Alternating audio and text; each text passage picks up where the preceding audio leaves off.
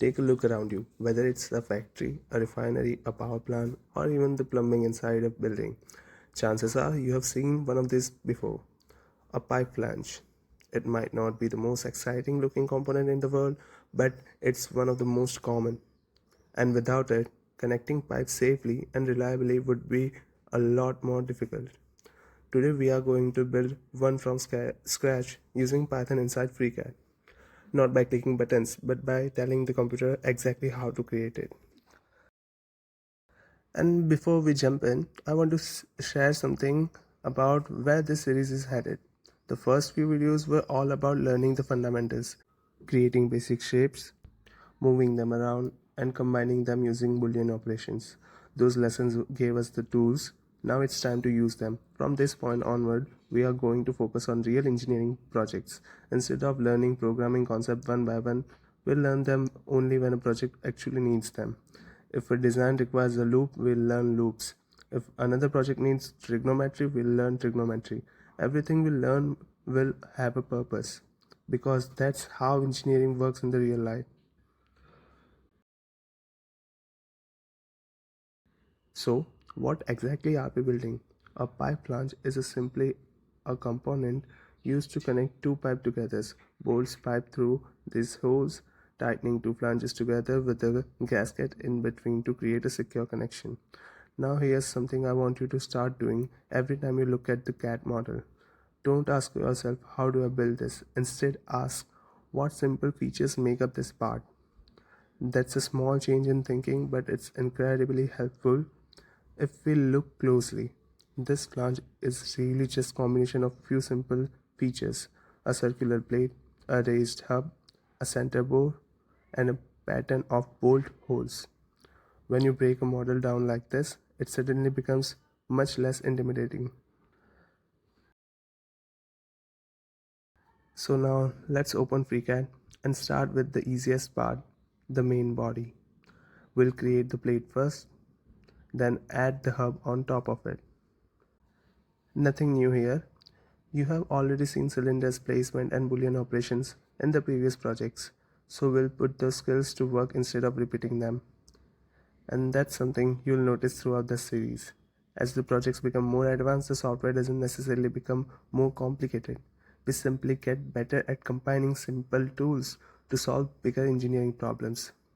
After just a couple of operations, our model already starts looking familiar. Not bad.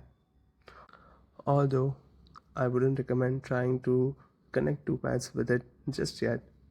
We are missing a few very important details. Take a good look at the model. What's the first thing that stands out? Exactly, the bolt holes. Without them, this flange can't be bolted to anything. Right now, it's basically just a very expensive metal poster. So the next step is obvious.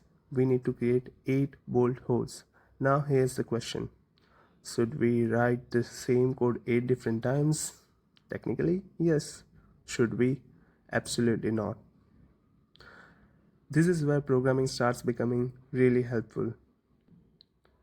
Instead of repeating the same instruction over and over again, we are going to let Python do the repetitive work for us. Today's new concept is called a loop. And despite the fancy name, the idea is surprisingly simple. We are just telling the computer, take this instruction and repeat them. That's it. No magic, no complicated theory. Just a smarter way of working. Of course, creating 8 holes is only half of the job. We also need to put each one in exactly right place. And solving that problem is where things start getting really interesting. We'll tackle that in the next step. Let's start by creating the bolt holes. Now, instead of writing the same block of code 8 times, we'll use a loop. Read it almost like an English sentence. For 8 iteration, create one hole. That's exactly what Python is doing. Every time the loop runs, it creates another cylinder that will eventually become a bolt hole. Let's run it and see what happens. Well, we definitely have 8 holes. There's just one tiny problem. They are all sitting on top of each other. It looks like they all wanted the exact same parking spot. But don't worry, this isn't a bug. It's actually what we asked Python to do. We told it to create 8 holes, we never told it where to place them. And this is where the challenge changes. Creating the hole wasn't difficult. Positioning them correctly is. Think about real flange for a second. The holes are not placed randomly. They are evenly spaced around an imaginary circle. In engineering, that circle is called bold circle diameter, or simply BCD. Once we know the diameter of the circle, every bolt hole has a precise location. So our next question isn't how do we make more holes, it's how do we calculate where each hole belongs. And this is where trigonometry finally becomes useful. And don't worry, we are not going back to school. Imagine you are standing at the center of the flange. Every bolt is the same distance away from you. The only thing that changes is the direction. Some holes are at the 0 degree, some at 45, 90, 125, and so on until we complete the full circle. Python can take each of those angles and calculate exact x and y coordinate using sine and cosine. If you have ever wondered why engineers learn trigonometry, this is one of the reasons. Computers need coordinates and trigonometry helps us find them. Okay, so let's run the script one last time. And there it is. 8 perfectly spaced bolt holes. Every one of them positioned automatically. Take a second to appreciate what just happened. We didn't drag anything with the mouse. We didn't manually measure distance. We simply created the design and FreeCAD built it for us. That's the real power of scripting. It isn't about replacing CAD, it's about teaching CAD how to work for you. So today's project introduced us the 3 important ideas. First, we looked at a real engineering component and broke it down into simple features.